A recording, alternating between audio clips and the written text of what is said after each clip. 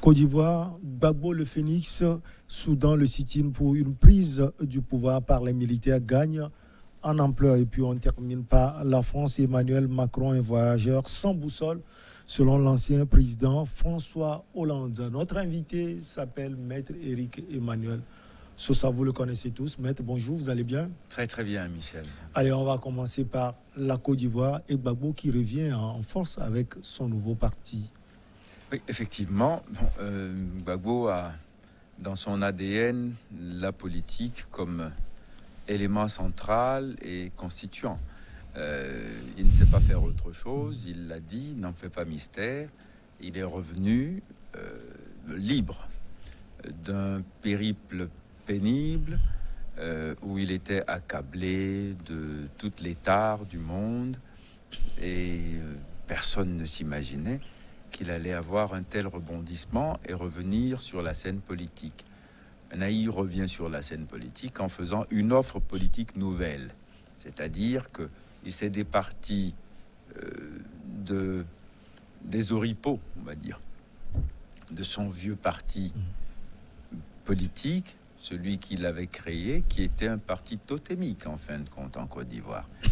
Puis finalement, les circonstances ont fait qu'il a préféré laisser tomber ce parti et en quelque sorte offrir une forme de refondation. Et il y avait de par les invités, les gens qui étaient présents à cette réunion inaugurale qui a consacré la naissance de ce nouveau parti, une grande diversité qui augure disons, d'une autre approche, une approche beaucoup plus transversale de la vie politique. C'est parce qu'en fait, il ne faut pas que ce soit uniquement un parti politique de plus. Il faut que ce soit un parti politique qui, en fait, propose une vision et qui va avoir comme élément moteur de dynamiser le paysage politique ivoirien et, comme le parti se le propose, dans sa vocation panafricaine, pourquoi pas le paysage politique africain? Parce que ce qui m'a intéressé dans les attendus du discours, d'abord, de Laurent Gbagbo, c'est que maintenant, il faut dépasser nos petites souverainetés territoriales, il faut dépasser nos petits clans, il faut dépasser nos villages, il faut aller au-delà. Donc quand on a un parti qui d'emblée signe son appartenance panafricaine, en disant que c'est le parti des peuples africains, je pense que M. Gbagbo est en train de nous démontrer qu'il a encore des choses à offrir et il faut le suivre. Oui, des choses à offrir, maître. Il est resté un peu flou sur son avenir politique. Il a dit, je continue le combat. Au même moment, dans son discours, il dit, je suis en train de préparer une sorte d'héritage. Ce n'est pas contradictoire? Pas du tout. Attendez. Non. Gbagbo avait un parti. Pendant son absence, des gens ont mis une OPA sur ce parti. Quand il est arrivé, ils n'ont pas eu la décence de lui restituer le siège du patron, qui lui revenait naturellement, parce qu'on ne va pas faire de débat juridique stérile. Laurent Gbagbo est le père fondateur du FPI, il en est le patron naturel. Oui, ça c'est le naturel, maître. C'est le naturel. Au même moment, sur le plan juridique, le parti revient à quelqu'un. Non, attendez, c'est bien ça que je dis. On est en train de faire un ratiocine en faisant du juridisme totalement stérile. Il faut regarder les choses de près. Ceux qui sont là, ils étaient là comment? Ils sont arrivés dans ce parti qui existait déjà sous Laurent Gbagbo, son fondateur. Gbagbo était empêché. Il est normal, d'après les statuts, qu'il y ait des gens qui assurent la direction du parti, même si c'est ad interim. Là, c'est ce qui s'est passé, puisque le patron est revenu. Alors, le patron est revenu, si on est dans un esprit partisan, on lui laisse la place qui lui revient. Comme ils ont refusé, bon, il a dit, Maître, donc, dans le retour de Laurent Gbagbo, il n'y a plus de place juridique, vous voulez dire? Si, il y en a une. Mais s'il faut aller l'arracher au tribunal, je dis que c'est complètement scélérat. Vous savez quoi? Nous autres, on est africains, d'accord? Et le droit d'aînesse, il a quelque chose de prépondérant dans le rapport que nous avons aux gens. Et quand vous avez un aîné, ici, pater familias, c'est pas un aîné grand frère, non, pas du tout. On n'est pas là dans un conflit de génération. C'est le pater familias. On ne lui dispute pas la paternité. C'est tout. Donc, on ne lui dispute pas la paternité du FPI. Quand on s'est mis à faire ça, mais je crois qu'il a été très élégant. Il les a feintés, en quelque sorte, en disant, bon, écoutez, je vous le laisse, je vais faire autre chose. Il propose autre chose. On va voir à la longue quelle sera la force de pénétration de ce nouveau parti et comment est-ce qu'il va fédérer autour des idéaux qu'il promeut, panafricanisme, socialisme et souveraineté. Comment est-ce que ça prend dans la population et dans l'esprit des gens? Et donc, à partir de ce moment-là, on verra ce que ça représente sur le chiquier national. Justement, on va parler de la portée de ce parti politique aujourd'hui, vu le visage politique de ce pays, la Côte d'Ivoire. Quel impact ce parti peut avoir, Maître Éric Emmanuel Sosa? Il vient juste de naître. Alors, écoutez, laissez-lui au moins le temps. C'est comme une grande partie du FPI qui est partie au PPA. Nécessairement, oui. Attendez, les Gore, Gbagbo ou rien d'avant, forcément, quand Gbagbo est arrivé, ils ont dit, mais non, écoutez, naturellement, on continue le combat avec lui. C'est tout. Donc, il n'est pas possible, ni envisageable, ni acceptable que parce qu'il a eu cette mésaventure de la haie, alors il faut le remettre uniquement comme un simple un sous-fifre lambda dans le parti. Non, il ne va pas venir non plus disputer des vice-présidences ou des postes d'honneur. Non, s'ils n'ont pas été capables de dire « papa est revenu », on lui restitue ses attributs, alors Gbagbo a eu raison de créer un nouveau parti, c'est tout. Gbagbo lui-même dans ses dires, Maître Éric Emmanuel Sosa, on a l'impression qu'il fonde le parti comme un héritage pour quelqu'un de spécifique. Il a beaucoup d'héritiers putatifs. Laissons-les se reconnaître et laissons-lui maintenant la latitude de désigner qui il a choisi pour lui succéder en tant que patron de ce parti. Mais pour l'instant, c'est trop tôt. Le parti vient de naître, il faut lui laisser le temps de s'affermir, il faut lui laisser le temps de, disons, consolider une base électorale avant des échéances qui vont nécessairement arriver bientôt. Alors, quand le président Gbagbo dit « j'ai créé le parti, qui veut venir, celui qui veut venir peut venir ». Bien sûr, oui. Parlant de son ex-femme, Simone Gbagbo, Maître Éric Emmanuel Sosa. Je ne pense pas que ce message s'adressa exclusivement puisque la question lui est posée sur Madame Simone Gbagbo. Entre autres, oui. Elle est libre de venir rejoindre ce parti si bon lui semble. Il ne lui sera pas réservé de l'inimitié, d'après ce que je sais des rapports qu'entretiennent les membres de ce parti avec elle-même. Elle n'est pas. Mais qu'elle soit en train de divorcer d'avec Laurent Gbagbo, c'est leur vie privée. La vie politique est autre chose, et Madame Gbagbo n'était pas que... Enfin, on ne peut pas la réduire à l'épouse de Gbagbo. Cette femme a montré quand même à la face du monde qu'elle avait du caractère, qu'elle avait elle-même un parcours politique autonome. Elle a été députée pendant que son mari était président. Elle a fait beaucoup de choses. Elle a un pédigré politique à revendiquer. Il faut le lui reconnaître ses faits d'armes en tant que femme politique et la respecter pour ça. Donc maintenant, qu'elle appartienne à une obédience, celle-là ou autre, des partis de Gbagbo, c'est son choix et personne ne viendrait le lui disputer. Mais on a l'impression, Maître Éric Emmanuel Sosa, que les différents familiaux viennent s'ajouter ou bien viennent se greffer sur le plan politique, parce qu'on l'a vu. ce serait hypocrite et complètement surréaliste de venir dire que ça n'interfère pas. Forcément, ça interfère. Avant, elle était la première dame. Avant, elle était, en tant que membre fondatrice du FPI, un des cadres d'exception de ce parti. Et c'est-à-dire que c'est ça, c'est comme dans l'administration, on a des gens qui sont des ingénieurs, enfin, ou des inspecteurs hors cadre. Elle, oui, elle peut prétendre à cette distinction-là.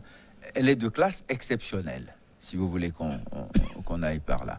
Mais maintenant, bon, si elle décide de rejoindre la nouvelle bannière, elle est la très bienvenue et je lui trouve d'ailleurs beaucoup de place et de rôle à jouer dans ce nouveau mouvement. Sauf que peut-être ce ne serait plus la même place comme avant parce qu'elle avait cofondé le FPI avec Laurent Gbagbo. Oui, mais maintenant, Laurent Gbagbo a fondé seul ce parti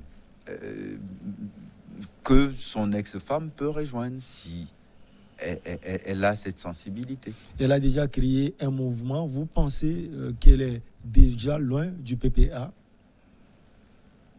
Déjà loin, ça je ne saurais dire. Elle a créé un mouvement, pas un parti politique. Laurent Gbagbo crée un parti politique. Maintenant, il n'est pas complètement absurde que les gens du parti de Laurent Gbagbo adhèrent à son mouvement. S'ils ne sont pas en concurrence idéologique sur le terrain, je ne pense pas. Et lors du congrès n'est pas à Abidjan, elle est partie à Kinshasa. Oui, mais attendez, elle est libre de ses mouvements. Il ne faut pas la juger à uniquement cette prédisposition à certains rendez-vous qui sont en fait des épiphénomènes. Elle n'était pas là et alors il y en a beaucoup qui vont être des cadres éminents de ce parti qui n'étaient pas à ce congrès non plus.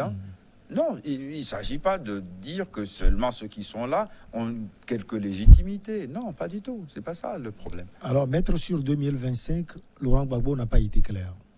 Pourquoi voulez-vous qu'il le soit? Pourquoi faut-il lui faire injonction de se prononcer maintenant? En 2025, il aura 80 ans. Est-ce qu'il est bienséant? Est-ce qu'il est souhaitable? Est-ce qu'il est indispensable qu'il soit encore en train de se mettre en lice pour des élections présidentielles qui auront lieu à ce moment-là? C'est une question qu'il faut se poser. Est-ce que d'abord c'est désirable? Pas pour lui seul, pour les gens qui le soutiennent. Est-ce que c'est désirable? On verra tout ça à ces zones-là, mais pour l'instant, je pense qu'il est trop tôt de commencer à faire ce genre de spéculation. Il l'a dit. C'est moi qui décide, je suis né pour faire de la politique, je mourrai en faisant de la politique, mais c'est moi qui décide comment je la fais et à quel niveau je veux le faire. Alors, il a le droit de ne pas être, de continuer à peser sur la vie politique de son pays et du continent en n'étant même pas candidat à la présidence. Si je le préfère leader d'opinion avec, disons, des propositions qui élèvent la pensée politique, plutôt que d'être dans l'arène en train de se bagarrer pour un fauteuil quelconque. Personnellement, c'est plutôt dans ce rôle-là que je l'envisage. Mais Maître, sur un aspect plus étendu, vous pensez que cette sortie de Laurent Gbagbo va pouvoir dire sans doute quelque chose au président Henri Konan Bédié et au président Alassane Ouattara aussi pour 2025? Écoutez, ils entendent ce qu'ils peuvent et décident ce qu'ils veulent. C'est toujours ça le problème. Laurent Gbagbo ne s'adresse pas spécialement à eux. Alassane Ouattara avait dit « Moi, je n'irai pas si les autres n'y vont pas ». Non, ça ne me paraît pas être une démarche tout à fait saine. Vous y allez si vous avez la conviction que vous avez envie d'y aller et que quand vous y allez, vous apportez une plus-value. Mais pas parce que Pierre ou Paul n'y va pas. Ou parce que Pierre-Paul y va. Non, on ne se détermine pas comme ça. Enfin, dans ma conception de la politique, c'est d'abord une envie qu'on a soit d'aller se proposer pour accomplir une mission. Bon, si ces conditions sont réunies, on y va, nonobstant ce que Pierre ou Paul décide. Mais dire je conditionne mon positionnement vis-à-vis de l'échéance présidentielle en fonction de ce que font les autres, Ça me paraît Mais être selon vous, maître, il n'est pas conception de temps la pour les trois cadors de s'effacer de la vie politique de la Côte d'Ivoire. Oui, bon, ce serait une bonne chose d'offrir, disons, de nouveaux visages, qu'une nouvelle génération s'essaye aussi.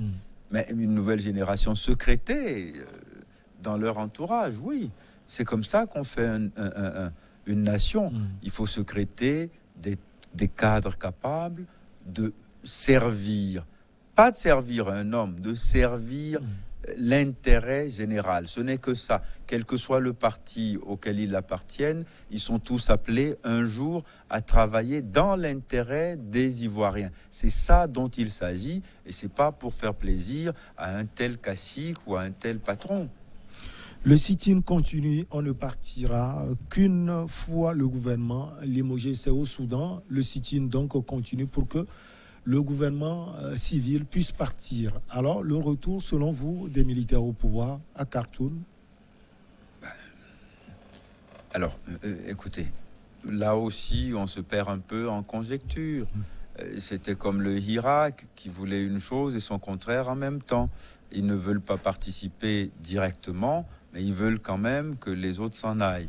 Alors, finalement, ils proposent quoi? C'était un peu ça. Je fais ce parallèle pour dire les Soudanais ont bénéficié d'une très bonne transition après l'intervention de l'armée quand même. Parce que sans l'armée, ils n'auraient jamais pu...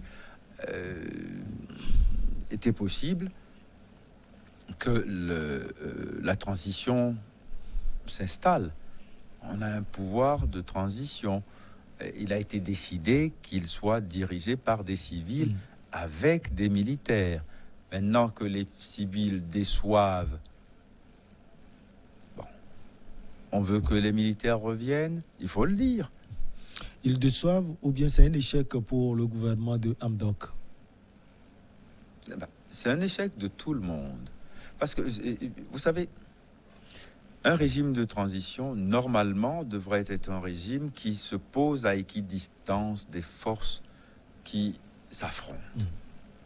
Un régime de transition est un régime d'exception. Et l'exception voudra dire quoi? Comme on avait suspendu toutes les institutions, le Parlement, le gouvernement, la Constitution, il s'agit de les restaurer. Il s'agit de créer un gouvernement de choc, un gouvernement de circonstances pour régler des problèmes ponctuels. Et les problèmes ponctuels, c'est comment allons-nous faire pour organiser des nouvelles élections, sous l'égide de quelle loi? Est-ce qu'il faut réformer la Constitution? Comment on va la faire? Qu'est-ce qui va légitimer cette Constitution? C'est-à-dire faire des propositions de modification de la Constitution et les faire éventuellement ratifier par référendum populaire.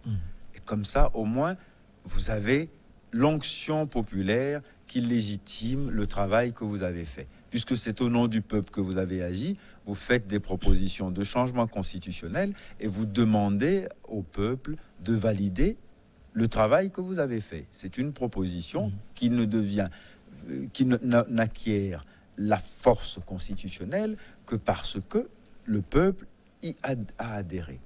Bon, la transition a vocation à faire ça. Et une fois que c'est fait, on va organiser les élections, donc sous l'égide de la nouvelle Constitution. Et les institutions qu'on va créer pour surveiller, organiser le scrutin sont des institutions nouvelles qui vont s'essayer à un nouveau mode ou de nouvelles modalités de contrôle du scrutin et de sa validation. Voilà ce qui se passe. C'est ça ce que fait normalement un régime de transition. Et notamment, le régime de transition ne doit pas être interpellé pour régler les problèmes de la faim, parce que, bon, enfin, c'est pas parce qu'on est en transition qu'on doit laisser mourir les gens de faim. Non, on doit y répondre. Et tout le monde doit savoir que, enfin, à moins qu'il y ait des décisions complètement contre-productives, complètement en dépit du bon sens de l'économie locale, qui ont donné des résultats catastrophiques et qu'il faut changer. Il ne s'agit pas tous les matins de dire on n'est pas content, vous devez partir pour que d'autres viennent. Ça, la transition, elle doit tenir ferme, elle doit finir son job avant qu'on ne cède le pouvoir à des gens qui ont été maintenant élus par le peuple. Pas transition dans la transition. Alors, depuis samedi, les manifestants réclament un gouvernement militaire, une armée, un peuple. Ce sont les propos des manifestants. C'est la nostalgie des années Omar El-Béchir, sans doute, Maître Éric Emmanuel Sousa. Écoutez, en fait de nostalgie, vous savez, les peuples sont très versatiles. On dit les changements les plus souhaitables ont leur mélancolie. Ouais. Bon, on a conchié, plutôt, excusez-moi, Muammar el-Kadhafi, 20 ans, 10 ans exactement depuis sa mort. Et aujourd'hui, il est regretté. Les mêmes qui étaient dans la rue en train de chasser. En train de le vilipender, le regrettent aujourd'hui. Bon, donc oui, que des gens regrettent déjà El-Béchir, oui, parce que bon, El-Béchir populiste, il faisait en sorte qu'au moins, ils aient le pain sur la table. Quand on a la bouche pleine, on ne crie pas. Bon, mais finalement, c'est ce pain qui a tout pesé pour qu'il parte. Exactement, c'était les révoltes du pain. Bon, maintenant, on est encore dans ça à peu près. Hein. La vie est chère, l'essence coûte cher, on n'arrive pas à accéder aux produits de première nécessité, donc vous êtes mauvais, vous devez partir. Non, vous n'avez pas mis ces gens-là pour régler vos problèmes de l'assiette, le panier de la ménagère tous les jours. Ce régime est exceptionnel, il doit faire un travail qui est circonscrit. L'économie générale était déjà en lambeaux avant qu'il n'arrive au pouvoir. Maintenant, il faut créer les conditions à travers une nouvelle offre politique. C'est justement ceux qui vont être élus pour diriger le pays qui doivent avoir un projet économique et social pour les populations. C'est pas dans la vocation première d'un régime de transition que je sache.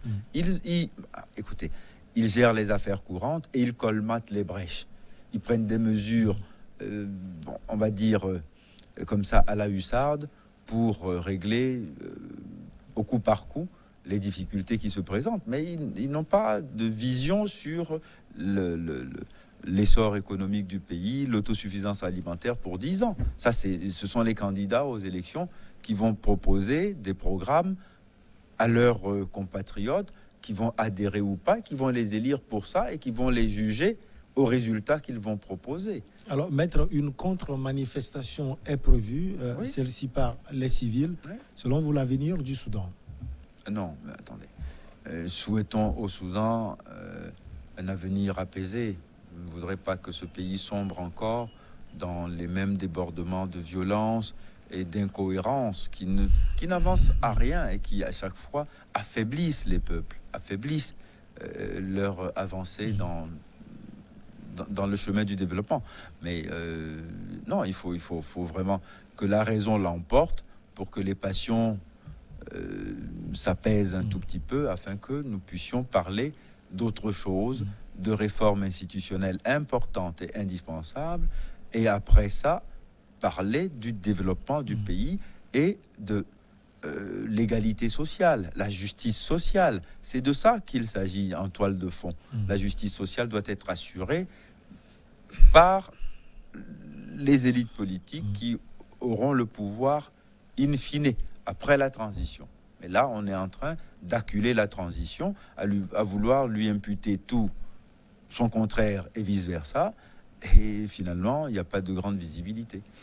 François Hollande sort ce mercredi 20 octobre un nouveau livre, Affronter, un ouvrage dans lequel l'ex-président de la République s'en prend à l'actuel président Emmanuel Macron. Pour lui, Maître Éric Emmanuel Sousa, c'est un voyageur sans boussole. Il ne s'en prend pas à lui, il a fait un commentaire. Je n'ai pas encore eu l'occasion de lire le livre de M. Hollande, mais je ne pense pas que ce livre soit un brûlot anti-Macron. forcément, s'agissant d'un ouvrage politique qui a été réalisé, commis par un ancien président, il parlera fatalement de son successeur, parfois de ses prédécesseurs, et la plupart du temps de ses collaborateurs ou adversaires pendant son parcours. C'est à ça que ça sert. Bon, il va commenter aussi sa propre action politique pendant qu'il était aux affaires, mais qu'il parle en commentant avec un peu de fiel celui qui lui a succédé ne me paraît pas être quelque chose de scandaleux en politique. Nicolas Sarkozy, un autre ancien président, souvent dit que François Hollande tire sur lui par ses propos et sa sortie tirée également sur Macron. Cela ne corrobore pas les propos de Sarkozy. Écoutez, Nicolas Sarkozy, vous savez, j'ai l'impression qu'il aimante lui-même les critiques. On n'a pas besoin de le détester pour le critiquer. Il a des attitudes, pendant qu'il était président, il a eu des attitudes qui étaient choquantes pour beaucoup de gens. Les Africains ont été ébouriffés par son discours de Dakar.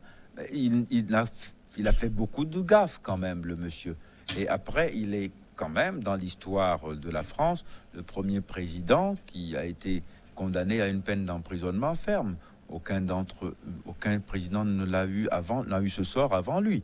Donc c'est un personnage très spécial, assez clivant, qui s'est signalé par un penchant pour une forme de délinquance, même politique, qui aujourd'hui est en train d'être jugée en justice. Il faut que la justice aille jusqu'à son terme pour qu'on voit. Il bénéficie de la présomption d'innocence, ça, oui, on le lui concède totalement, dès l'instant qu'il a fait appel des condamnations qu'il a écopées.